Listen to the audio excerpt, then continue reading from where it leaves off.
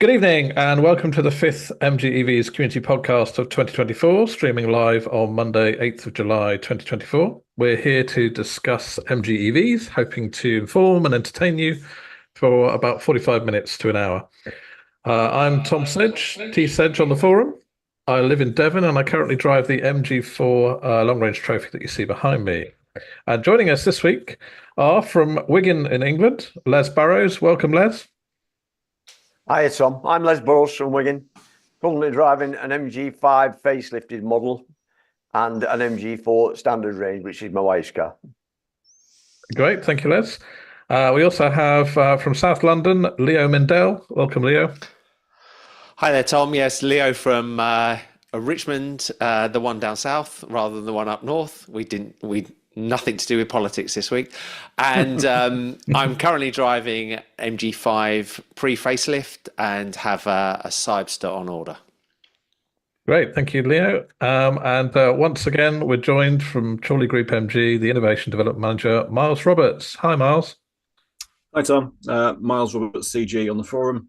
Currently looking forward to Cybster arriving in showrooms hopefully soon. Oh, that's very exciting. We'll hope to get news on that in a future podcast very soon. So if you're watching live, thank you for joining us. And please click the like button and join in on the discussion in the chat window.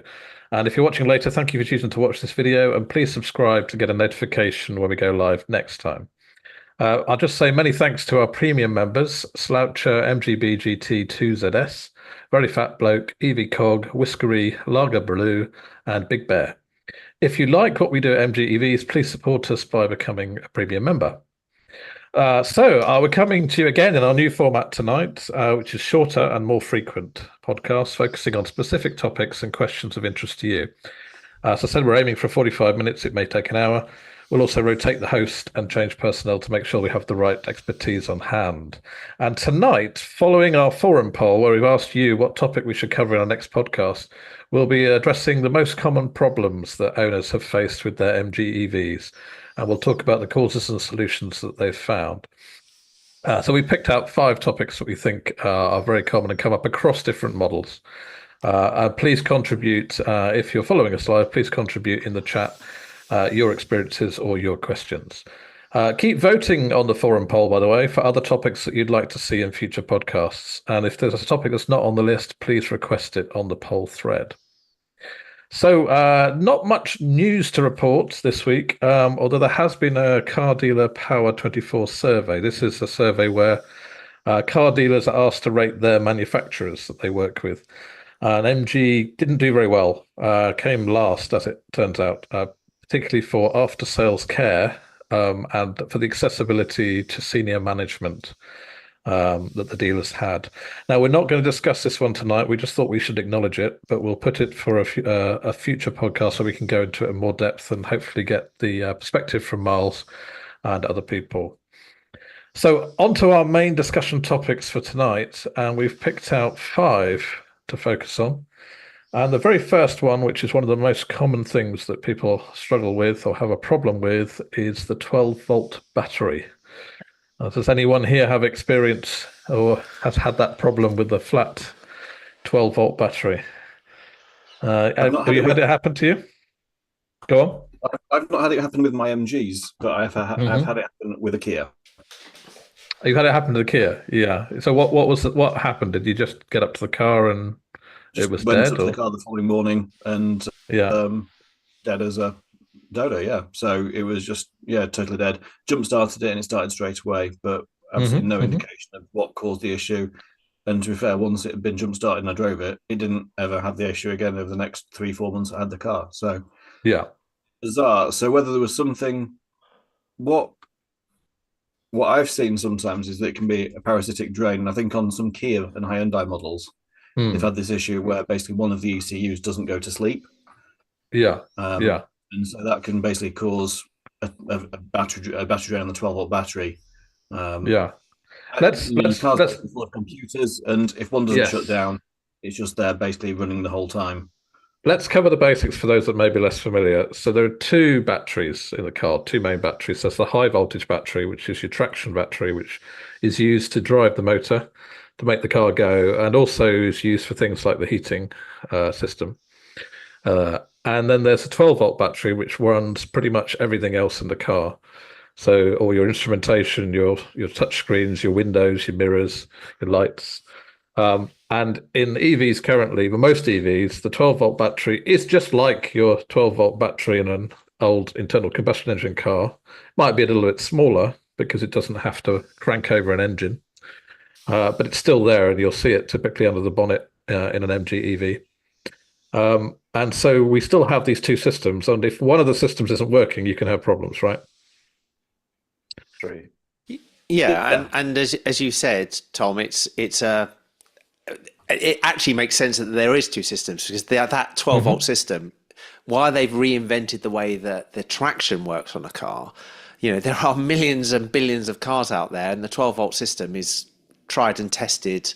And the only difference is it used to run off an alternator to keep the battery topped up, and now we're running in a different way I actually don't know how the 12-volt charges. So, because it can't be an alternator. So Miles, go. Yeah, just from the traction. Yes, there's a DC to DC converter. So it downsteps it from 400 volts down to 14 volts. And so it supplies a constant 14 volts to the 12-volt battery to charge it up, to overcharge it. So I had the same. I mean, what happened to me? I actually was in a rush. I parked the car, left the window open, running away as you do. Didn't even think about it because I was in an event. Suddenly, I heard my alarm go off. I go outside. I've got a dead battery, dead 12-volt battery. Yeah. And the minute I touched it with a jump from another car, it's on. It's on. As soon as it comes on, it kicks on and it starts. And then I didn't actually have the donor car. I think that's the right word. Turned on. I just touched the batteries, turned on, immediately the 12-volt got 12 volts, and immediately I was able to turn the car on, disconnect, and away I go. So again, just to give a bit of background on this, the 12-volt battery on a normal petrol or diesel car has to actually crank over an engine, which takes a lot of starter power. And so the batteries are rated with cold cranking amps. You might remember seeing that, so many CCA on the battery. The 12-volt battery in an electric car, all it needs to do is open and close some relays. It doesn't have a big power drain when you initially turn the car on. It doesn't. So all it's very got low to do power. Is just flick a couple of relays. So the 12 volts, the actual cranking amps, is very, very minimal. But in terms of the actual, so yeah, as soon as you touch it, it won't need anything major. It'll work, basically.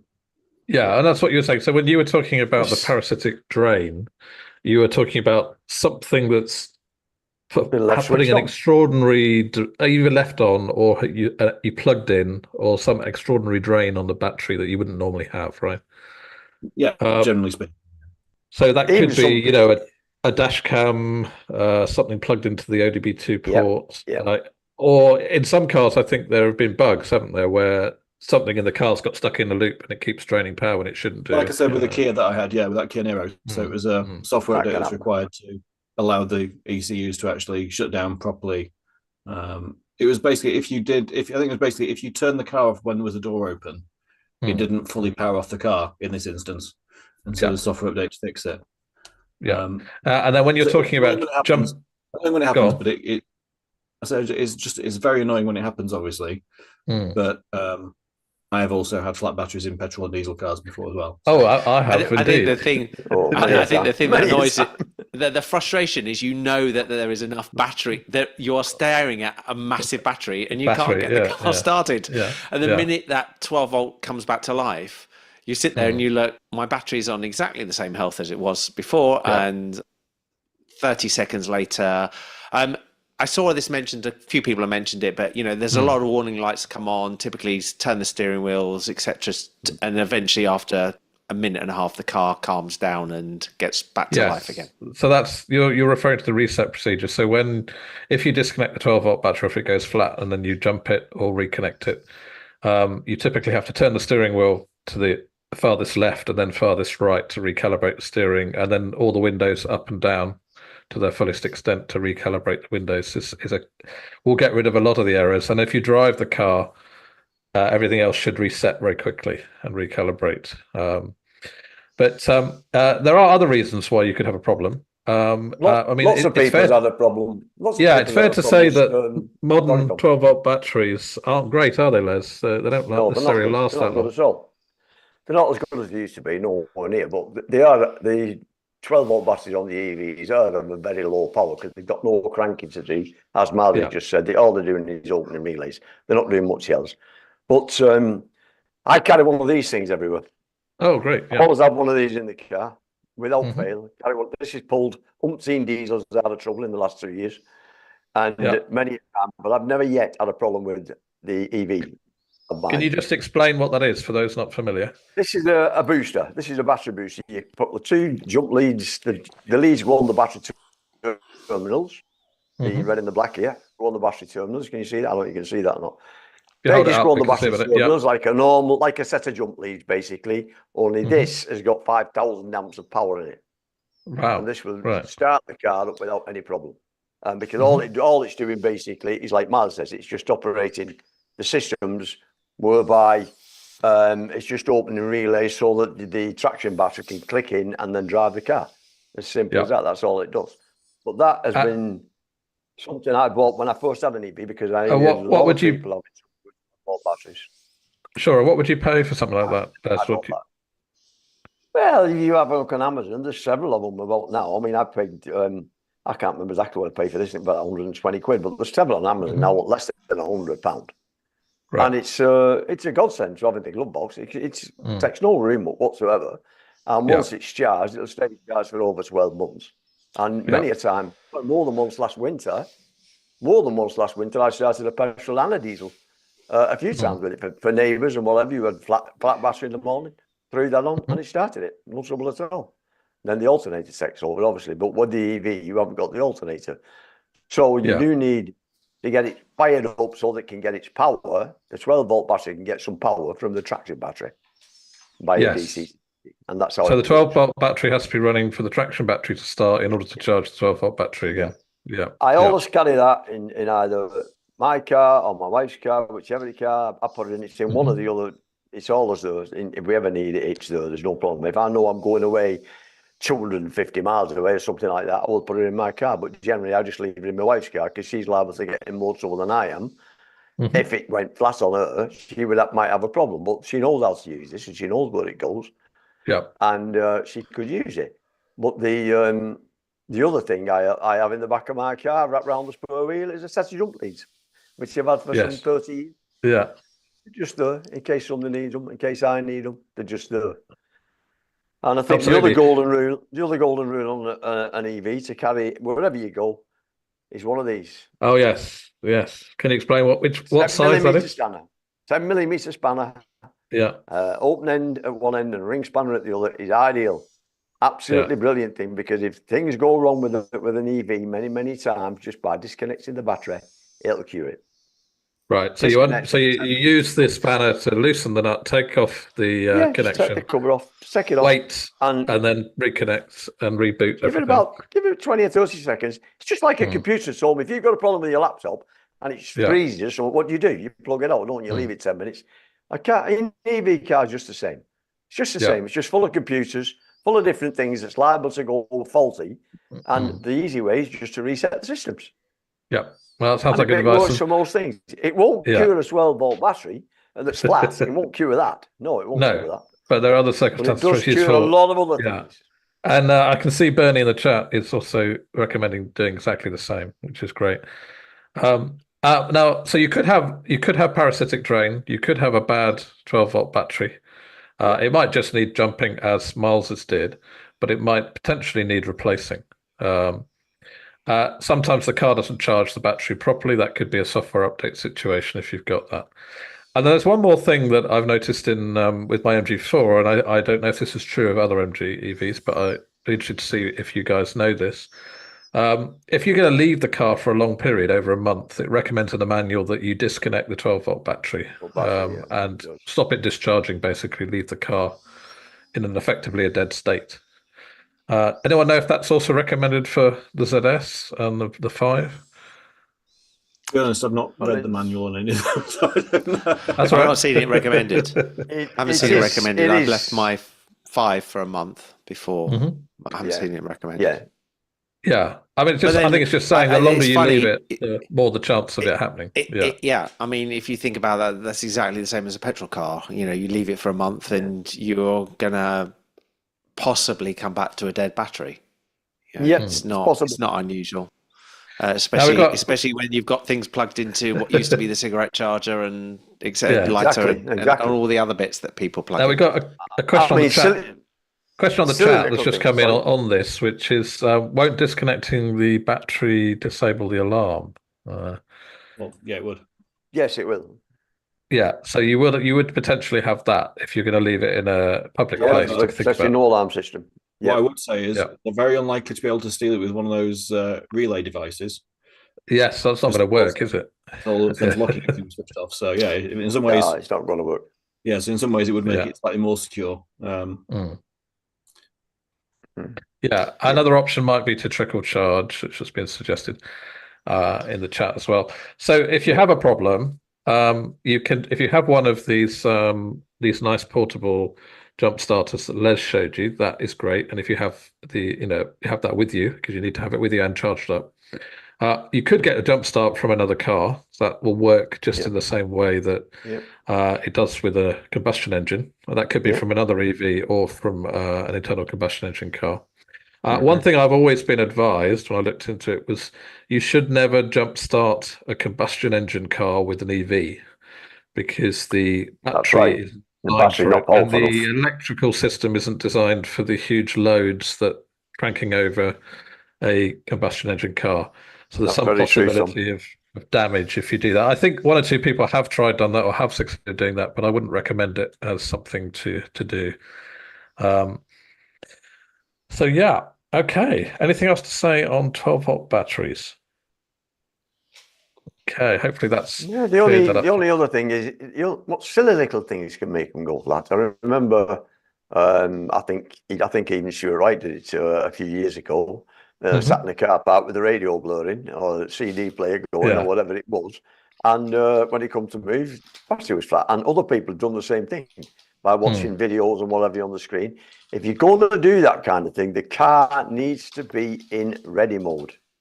Right. Ready to go. Yeah. Because then the battery will charge from the traction battery. Well, many people just switch them off. They put the radio on, they put a DVD on or whatever they want on the screen. And it doesn't take long for flat one of them batteries. It won't take a long time. Yeah, so put your car in ready mode if you're going to be sat in it for a while or doing things or connecting things to your cigarette lighter socket or otherwise draining the 12-volt battery. You'd be all right with the vehicle to load because that comes off the traction battery if you've got an adapter for that. Yeah. Okay, and it would be the same with a hybrid car, which has also been asked in the chat. It works exactly the same principle. Final thing I'll say is some EVs have got a new style lithium-ion 12-volt battery. I think some Teslas have that. I thought they weren't going to do that. I thought they weren't doing that. I think they have it on the S. I don't know if they have it on all the models. Okay. Because they had a lot of problems. So Tesla's had a lot of problems early on. I mean, it's just 10 years ago now, when they first came out, as a lot of other manufacturers have done with flat batteries. Okay, let's move on to the second topic. So this is going to be rapid public charging. So when you're en route, you're going to find a CCS charger, and you've got lots of networks to choose from, but you might have problems where your car just won't charge. Anyone had this? Yes. Yeah. So we all had it at one point. I'd say everybody's had it. The first problem that we talked about very quickly, the 12 volts, is a standard. It's just come forward to a new. It's an iteration of a problem that we've always had. It's just come into a different world. This is a new problem. This is an EV related problem that is, and from my experience, I mean, I've plugged into big chargers and it's just done nothing. The car has just died a death. And I've had to restart, completely restart, walk away, go to get a coffee and come back again. And I've also had the Tesla charging problem where I can't even start a charge. So yes, that's the answer to that. Yeah. Okay. What about your experiences, Les? Everybody's had problems with getting charges to work from time to time. It doesn't matter. It's where you go, you're going to find one that's not working, or there's something wrong with it, or it's been damaged, or whatever. You're never going to get around that, really. There's always one that's out of action somewhere. But usually, these days, it's much better than what it used to be. Much better. I mean, 3 years ago, you could pull up to a charger many a time, and it wasn't, no way it was going to operate. But now, it's pretty reliable now. They're not too bad now. I don't think I find it very reliable. I mean, my car has had a lot of updates to the charging system as part of other problems I've had, because I had a problem where I couldn't. I had to have the charge control unit replaced because I couldn't AC charge. I couldn't home charge. That's right. But certainly since that's been done, I've not had refusals when I've had a rapid charger working. Miles, what do you think the sort of top tips are that you would advise people, both in terms of planning and also how they approach charging the car? So, I mean, I've actually not used public rapid chargers that often because I charge my car at home every day, and so that usually covers a lot of my mileage. But recently, I've had reason to do a few longer journeys. Been to Gatwick. I've been to which is quite away from Skipton, 285 miles.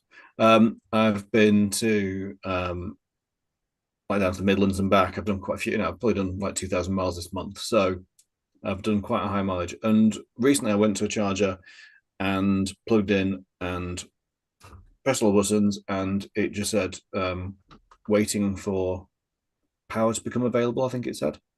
Right.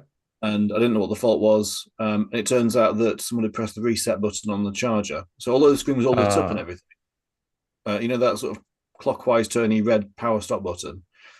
So actually, so I turned that, it popped back out, and then it would allow the car to start charging.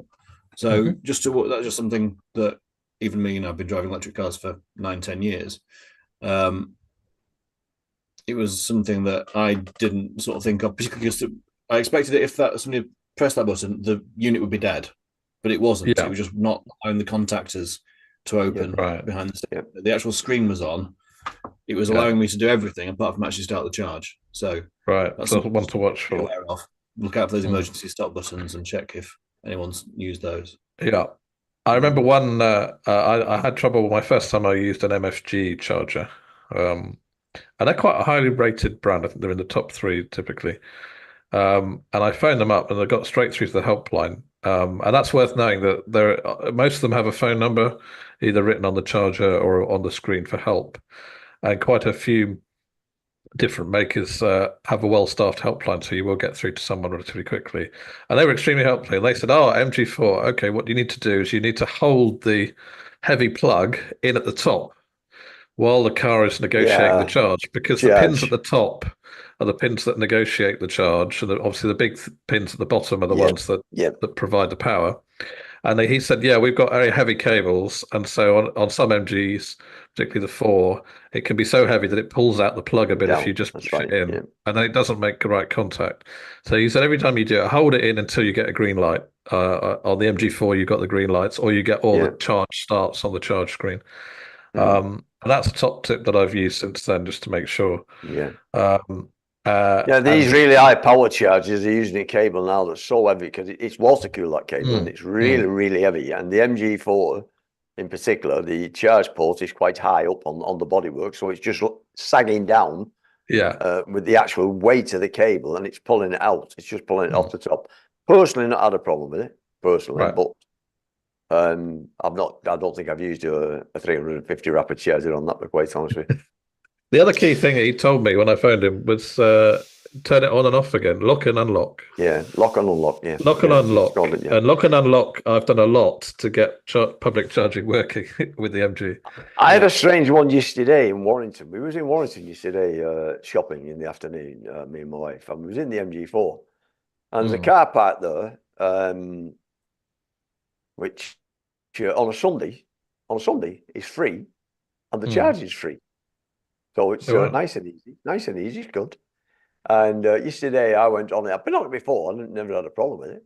But with the 4 yesterday, I couldn't get it to start the charge. I'd done all it told us to do. I did everything. It would not charge. I thought, what the hell's up with this? So anyway, I got back in the car, and I turned the car on again. and on the screen where the battery indicator is at the bottom, there's Mm. a start. I pressed that and it started charging straight away. Oh, okay. Why won't it charge without pressing that? I don't know. I've never had that before. Yeah. There's all sorts of quirks with charging. I think they are progressively simplifying the interface and the number of steps, so most of them work fairly well. And I think the other thing that I would say for first off, my biggest thing with it is don't do it in anger. Try and actually make sure that the first couple of times you've done charging, you've done it when you don't actually need to do it or when you're not in a panic. Because the minute you do it in a panic, it's the same argument as, with the MG5 is it comes up on the forum loads and loads of times. I start my car, it gets HG battery shut off. It's like, well, that's because you jumped in and didn't put your foot on the brake. And before you know it, you're out of sequence of the start procedure.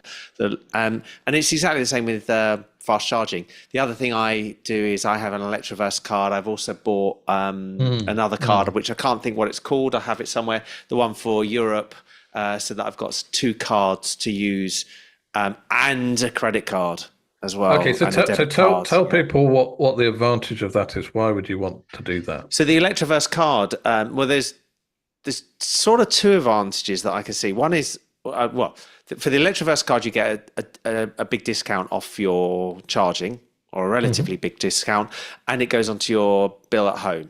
So that's a great advantage. So it comes in your electricity. So it doesn't come out of your credit card? No. That's if you're an Octopus customer. You've got to be an Octopus customer for that. You don't actually have to be an Octopus customer to do Electroverse card. No, you don't. But for it to go onto your electric bill, it's only for it Octopus to go. Yeah, it would go if you don't have any other Octopus services. Then it will only go onto an Octopus. Yes, you're right in that. So I then got the other card, which has gone. I should have remembered, and I've got it somewhere. But I've got it for. That's okay. For going into Europe, I've got a card to do a very similar thing.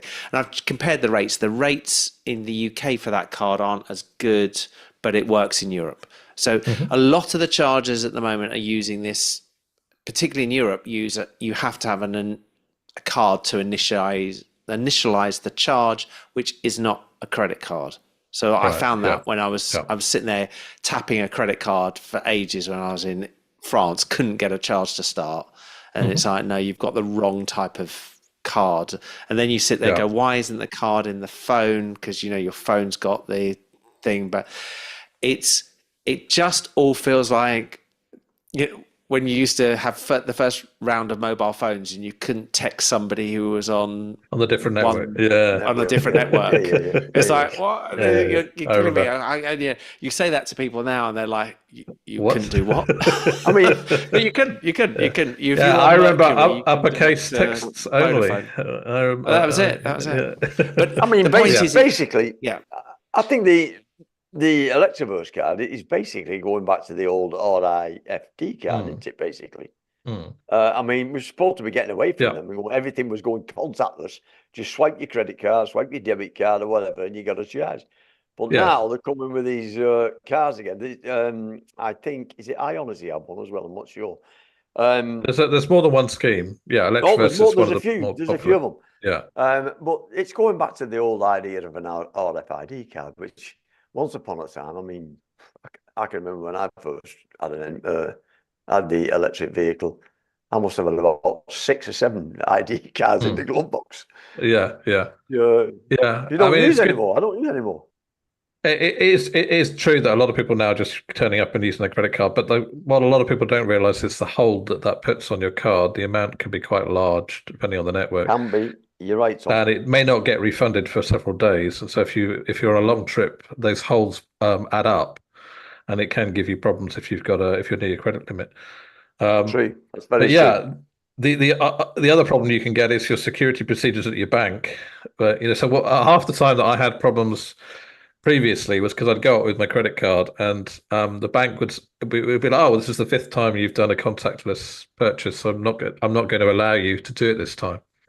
And that's when I switched to using my phone, because of my phone I don't have that restriction because I've got the authentication with Face ID on. I'm an Apple. But, my credit card has a £150 limit on contactless, and I have to put the PIN number in every 150 quid.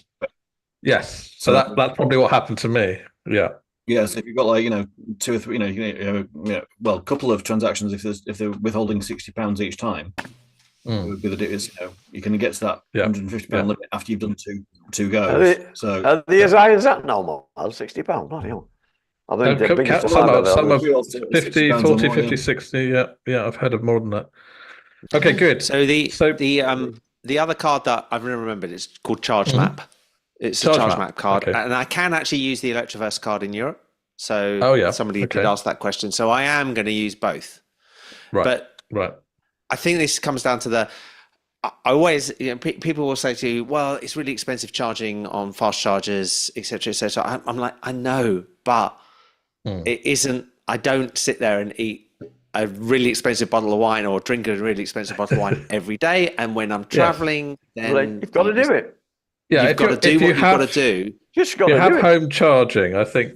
I've found with myself and people I know have home charging and those that don't. If you have home charging, you're much more tolerant of a high, 75p at a public charger. And because you don't do it every day, you do it on a long journey. Exactly. But if you don't, then you're going to be a lot more price sensitive. And it's exactly the same as stopping. It's exactly the same as stopping at a service station on a motorway and buying petrol or diesel. It's ridiculously high priced in comparison to when you can shop around and you have the flexibility. But sometimes when you're doing a drive, that's the way to do it. So I've got both of those cards to do the travel.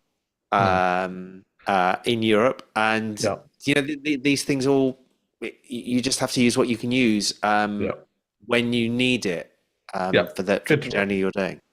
Okay, I think we've done that one well. I was going to add really very fast thing about it.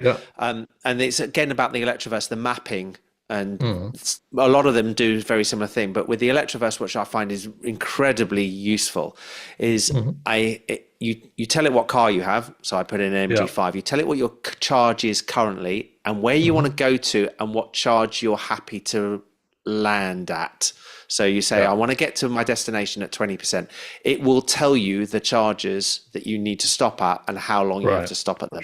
And to me, there is a really nice thing because you know how long it's going to be. You can how long you've got to be there. So it'll say 45 minutes or 32 minutes, and you can make a judge if you're on target or not, and then you can do that. And I think that's massively nice. Let's come back to this in a future podcast, because I know we're going to talk about road trips and other kinds of planning and longer journeys. Because we'll come back to that then. But that's really helpful. Thanks, Leo.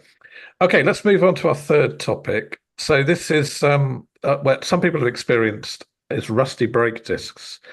Now, I need to qualify this. This isn't your light film of rust that you see after it rains, which is quite normal or form over your brake discs. This is where people have gone in perhaps for their service and been told that their brake discs are corroded and they need to be replaced early because of the corrosion, that there's damage or scoring to the discs, which means they haven't worn out because we don't have that problem. I don't think I've heard of anybody really having to have their discs or pads changed, particularly except after a very long mileage. But the premature replacement. And I want to get a Miles for your take on this. What do you understand to be the causes of the scenarios in which this can happen?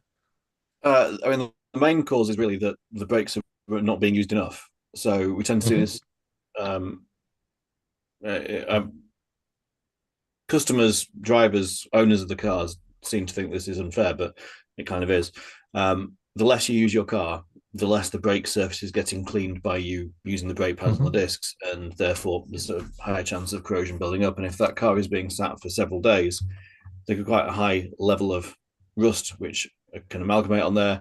And then if you're not using the brakes much because you're doing short little journeys and a lot of it's done regen braking, you're not particularly aggressive driving, you're trying to get the highest possible miles per kilowatt hour that you can, you'll probably find that you have bigger problems with your brakes. So if you glance through your wheels, which is not easy on some of the new cars with these aero covers on them, of course. But if you see that your brakes are either visibly rusty, or if when you're using the brakes more severely you hear a graunching noise, a scrapey sort of whistle or whatever, it probably indicates that you need to do some hard braking. And so prevention is best than the cure. The cure is swapping out the brake discs. So let's try preventing it from happening by every so often doing one sort of slightly more severe brake where rather than just relying on the regen to slow you down on the e-pedal, driving, just put your foot on the middle pedal and do a bit of an emergency stop. Obviously, check your rears first. Yeah, when it's clear behind you. Yeah. Yeah, I mean, I do quite a lot of driving. I live in the Dales, so I live in quite a hilly area. And so for me, there's plenty of opportunity to go down steep hills and trail my brakes down there. Now, the one thing to note is that when you put your foot, when you have the regen set to 1, 2, 3, whatever, obviously when you take your foot off the accelerator, that gives you a braking effect. It's like an engine brake. Yeah. Now, when you put your foot on the brake pedal, it will still use some regen to slow you down. You'll see the gauges move, even if you're in 1 regen, it will still go to maximum if you're braking, because it will always try and blend the regen braking with the friction braking. But if you're going, say, from 60 miles an hour to a stop quite suddenly, it will be using quite a lot of brakes. So I'd say, obviously, it's not available to everyone if they live in a very urban area and they don't actually have any 60-mile-an-hour zones near them. It won't be that easy. But if you're taking the car, would putting the car into neutral be of help, or advisable, or not advisable? I would not. Or changing the regen. Right. Well, it just explains why. You can put the car in neutral. It's just that obviously then you're technically free within the car and you've got no control over the vehicle. And also because the motor won't be able to assist the braking in the event of something, a pedestrian runs out in front of you or a car suddenly pulls out of a junction, you're going to only have friction brake stopping you, which if they're already said they're rusty, they might not be operating to full performance.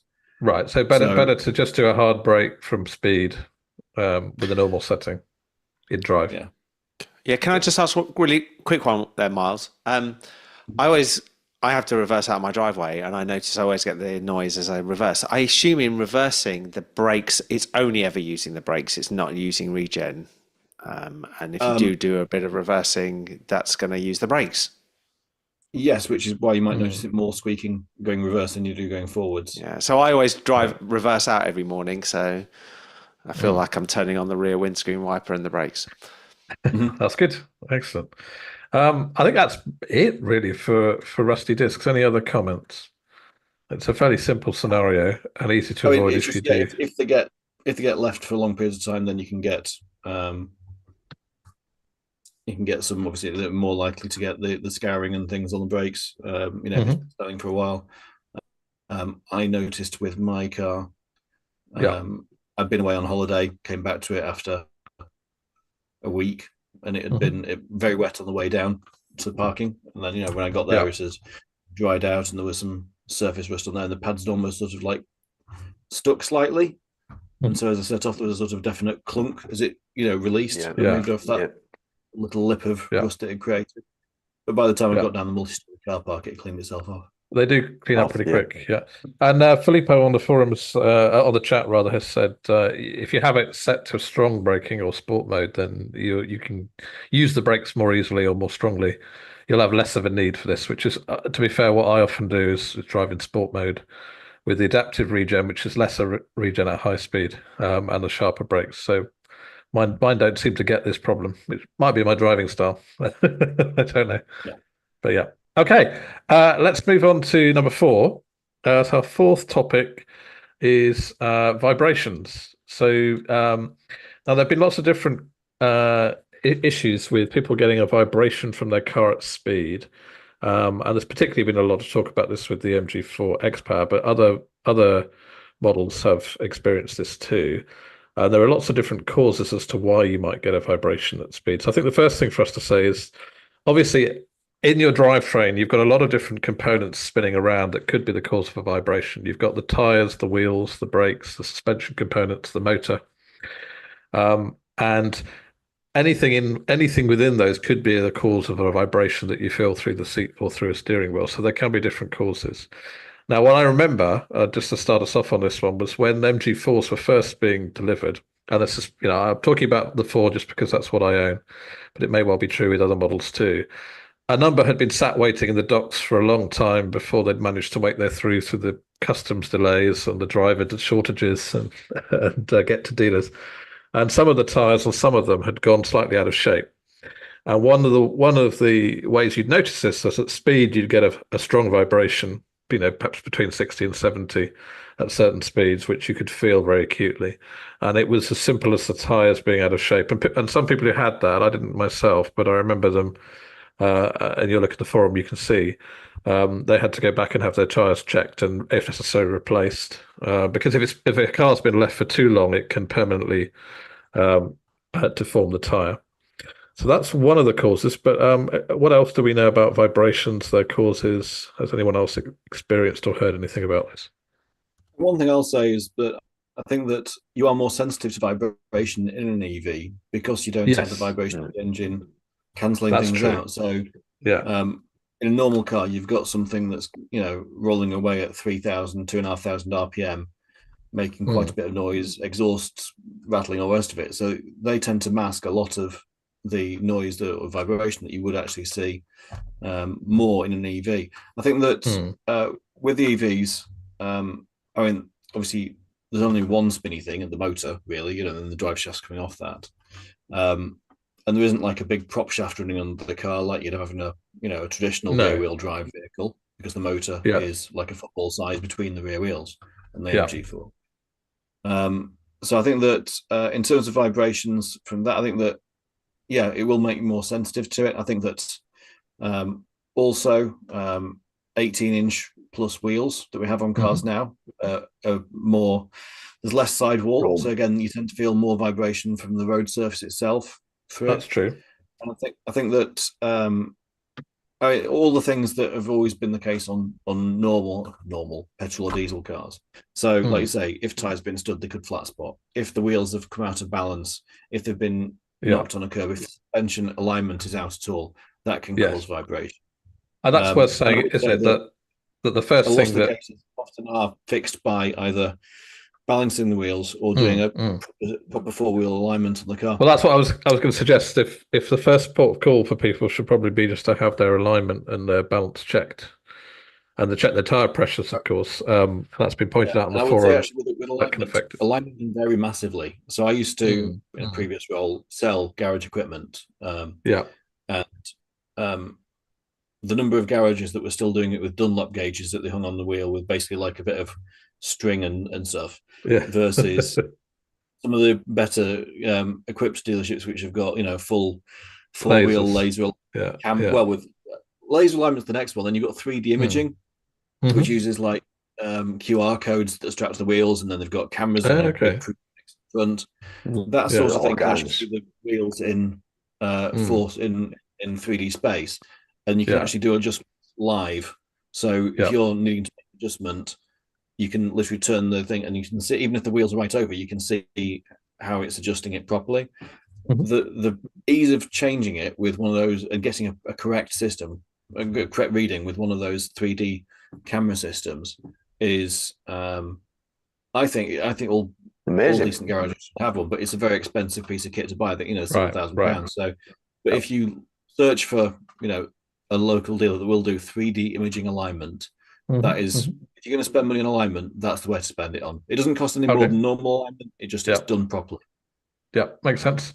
I think one of the things you said there, Miles, earlier is the fact is, with electric cars, we're going to be seeing this more, not because the problem is bigger. It's just the fact is all the other things have gone away. So it's like noise cancelling headphones. You're suddenly hearing and seeing something that you didn't see before. And you saw it actually on one of the reviews for the Sidester that they were saying that they were getting shakes on there. Well, I was going to pick up on that. So the one possible exception I'd say to that, I agree with what you're saying generally and what Miles is saying, but on the MG4 X-Power, which was a dual motor setup, and on the dual motor Cyberster, there have been some people reporting a vibration, and there have been on some other EVs where you've got two motors, some kind of resonance or vibration between the two motors, depending on how they're set up and how they work together, because they both have to adjust together for the car to feel to drive smoothly. So because there's sufficient people still complaining about it with the X-Power, and some who have had it resolved through tyres or wheels being balanced, but there's still those that still have it. I'm wondering if there is a deeper problem that we're still waiting to find the answer to, and whether that's showing up in the Cyberster because it's the same platform. Still no information on that specific issue. Right. So the MG4 X-Power vibration has been reported not by everyone, but it's been reported by a number of others. And, it is still under investigation. I don't know what they're. Some people have mentioned things like drive shaft angles, or well, there's things lots like that. of people have speculated all sorts of things, including wonky brake discs and other stuff that but I don't think anyone knows. It's just a quick question. I mean, is it something that you could put an X-Power on a rolling road and you'd find it that way?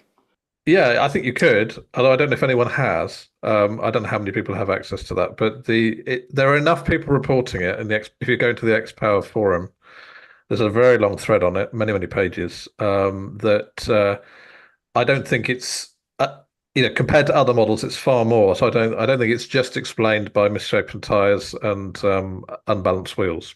I would say. No, I agree. Yeah, but I don't have a solution for that at this time. Understood.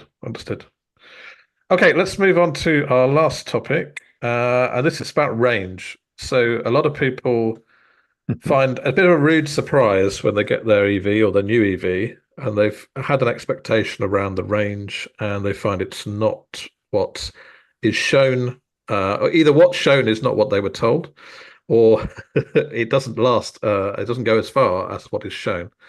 Or after a while, the number of miles they're getting reported in the range in the car is much lower. And I think the first thing we need to do is explain how this actually works. So, who would like to tell people what you're actually seeing when you see a range number? Okay.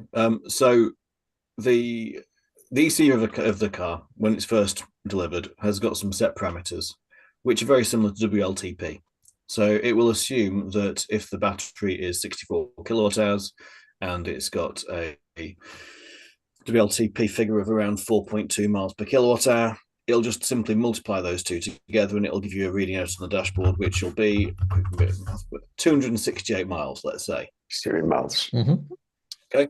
And then you'll drive it. And because it's a new car, and it's new to you, and you notice that the acceleration is quite a bit better than your previous car, you'll probably put your foot down a bit heavier than you would do normally, and you'll have some fun. You'll take your mates out in it, and you'll say, look, look how nippy this is. And then after, I don't know, a week or two, the car will have gone, okay, well, you're not getting 4.2 miles per kilowatt hour. What you're actually getting is 3.2.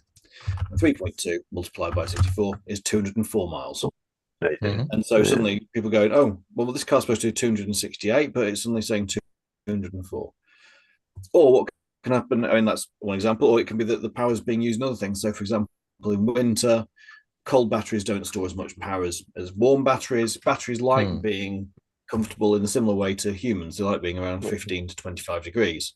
LFP batteries particularly like to be kept around that sort of temperature. In cold weather, they don't like it much at all.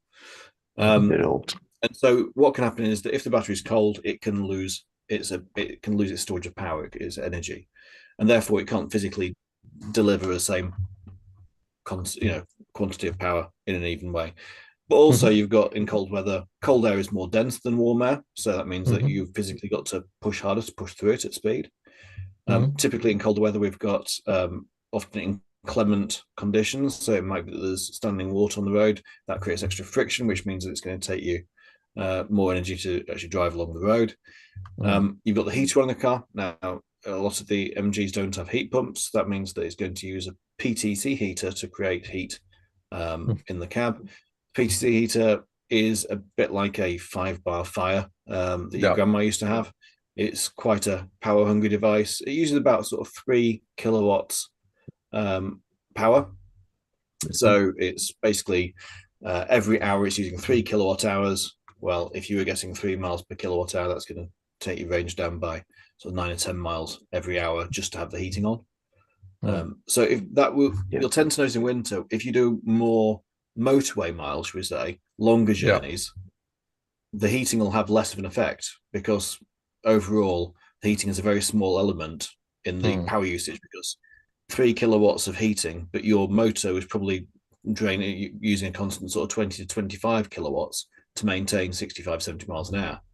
So it's quite a small percentage actually used by heating. Whereas if you're doing a lot of urban journeys, you're going to be traveling a lot less distance in a similar sort of amount of time. You might be doing 20 miles in an hour rather than doing 60 miles in an hour.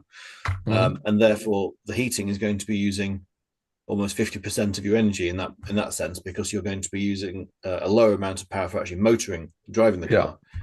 percentage for the actual heating. Heat pumps do work to an extent, but then below about -5, a lot of heat pumps need to use a PTC heater as well to supplement them. So they're not the be-all and end-all for range. And then you would be paying for the heat pump as well if you have it then on the price of the car. Pay for a heat pump. Although I think, Leo, I remember you saying before it was something you were not that happy to see wasn't part of the Cyberster, given what you'd be paying for yours. Yeah, it's strange that they didn't include the heat pumps. It's strange on a number of things that they haven't quite given the premium of everything that you'd expect, but that's what they've decided to do. I think Mars has given a very good description of all of the various different elements that go into this. I think the biggest single problem or the biggest single thing is sitting between the seat and the steering wheel and the foot attached on the right hand side. Okay, so what are our top tips? And what the weather's doing. What are our top tips then for maximizing your range if you want to? Turn the radio on, listen to some music, and not worry about it. That's right. That would be my view, and sort of park what used to be your problems that you used to think about in the past. It is a different way of driving. It is a different experience. There is hangovers, and I think this is the biggest problem. We have hangovers that we used to do this in a certain way. We used to be to.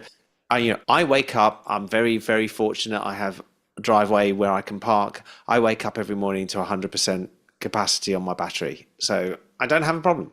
I leave every morning. Unless I lived in a petrol station, I wouldn't be able to do that every single morning. And I can charge where I am, and then I can come back. And if I end up with 10% left when I get home, I stick it on, and I've got 100% in the morning. 100% in the morning. Yeah. So, and I always drive with the air conditioning on. I never turn it off because I don't want to be either too hot or too cold or the windows fogged up, because the windows are permanently fogged up without the air conditioning on. I want that's right. Well, I think that's my view. Very sensible way to go about it. For those that do want to maximize the range, nonetheless, I would say keep it below 65, put it on eco and power saving mode if you have that on your MG. And just try and maintain a very constant speed, slowing down, speeding up as little as you need to in order to conserve energy. Be my best recommendation. What I've noticed is, obviously, I used to care a lot more when the cars did much less range. When I started driving electric vehicles, you'd be looking at 50 miles in winter if you drove carefully. Yeah.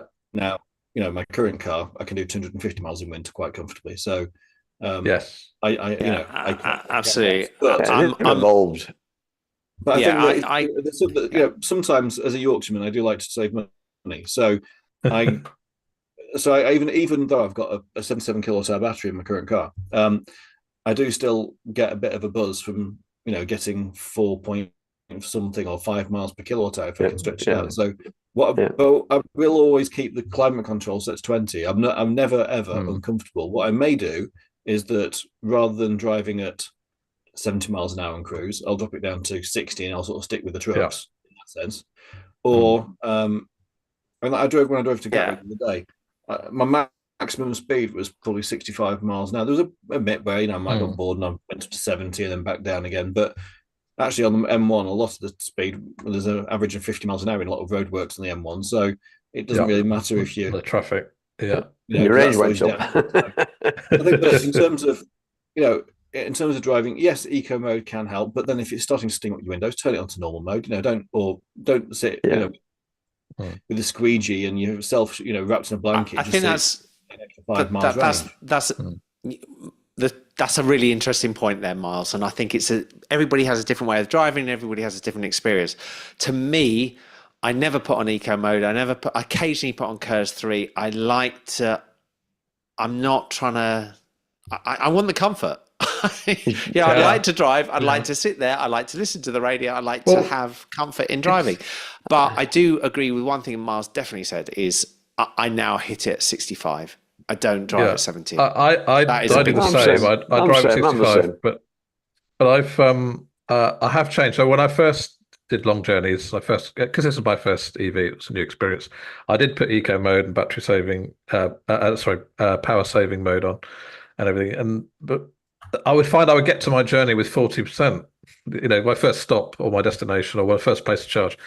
And so now I'm kind of thinking, well, I could have it on sport mode, which I like driving it on because it responds much sharper, accelerating and braking, and okay, I get there with 30%, and I still want to stop. I need to stop before the car does, and that's the key thing for me, even in winter. And I've only got the 64 kilowatt battery, kilowatt hour battery, so. With a 20-30% loss in winter, which I think is typical that most people get for range, I can still the car can still go further than me, and that's what counts. Yeah, I think the best thing you said to me, the best way to drive an EV is imagine you're driving a 40-ton truck. If you're looking far enough ahead that you don't really need to use the brakes that much, that you can slow down using regen, read the road ahead. If you see the lights turned red ahead, no point racing up to it and slamming the brakes on. Exactly. Get up to it gradually. It's all the advanced driver techniques that if you join the advanced driving school, they'll teach you, that sort of anticipatory driving. But it's just imagine that, you're going to try and avoid accelerating hard. You're going to try and avoid braking hard. You're just going to try and drive, and it'll make you a better driver as well. And as I say, you can save money if you're reliant on rapid charging. It'll save you tires, brakes. Tires and brakes and everything else. Yep, absolutely. Well, there's some good advice. That's some good advice, and there's some great advice in the chat. One person said to use the heated seats instead of the air conditioning. Personally, I prefer the air conditioning. I think the air conditioning works for lots of reasons, including keeping the air moving around. The thing with that, Leo, is it's saying you use heated seats because it runs off the 12-volt battery, which you just get it charged off the traction battery rather than using the traction battery. That's where the difference is. It can be helpful, but it's not massive. I mean, I give up driving an eco mode anymore. I just stick it, switch it on. It comes on in normal. I think Tom summed it up. I think Tom summed it up as he said. If I get there at 40% battery or 30% battery. Yeah. And it's like I enjoyed the journey at 30%, and at 40% I'm sitting there. I mean, I do. In the past with diesel cars, everything I've rolled down hills to see if I can get miles, my miles per gallon up and up and up and up and up when you're trying. But I find with I'm always using adaptive cruise control nowadays. I press it as soon as I leave the lights, and I do my acceleration on that rather than on the pedals. And I just find it a more relaxed way of driving. Well, there we go. So it is as Leo put it, the problem is between the steering wheel and the seat. It's how you drive, and make sure you're enjoying how you drive, whatever you choose to do. Okay, that's great. Well, that is us coming up on the hour, so we're done for tonight. So thank you. Please vote again in the forum poll to decide the topic for the next podcast. You'll find a link to the poll in the video description. We're also welcoming MG3 Hybrid Plus owners to join us on the podcast. So welcome if anyone is here who has an MG3 Hybrid Plus. Please reply in the podcast thread and to let us know that you're here. There's a link in the description. You can also find the audio version of this podcast on all the good podcast providers. Just search for the MG EVs Community Podcast. That's it for us tonight. Many thanks to the volunteer moderators who keep the forums running smoothly, Alb, A Real Human, Coulomb and Rolf. And many thanks from Stuart to the podcasters who give up their evenings to share their wisdom with the community. And my thanks to everyone who's been here tonight. Thanks to Les, Leo and Miles. Thank you, guys. Welcome. Thanks everyone for watching. Thank you very much, Tom. Thank you. And if you found this podcast useful, please click the like button. Also, if you subscribe and click the notification bell, you'll get notified next time we go live, which is particularly useful if we change the day at the last minute. We'll be back sooner than normal. So see you very soon with our next topics. Please vote to tell us what you want. Good to see you guys. Take care. Bye-bye.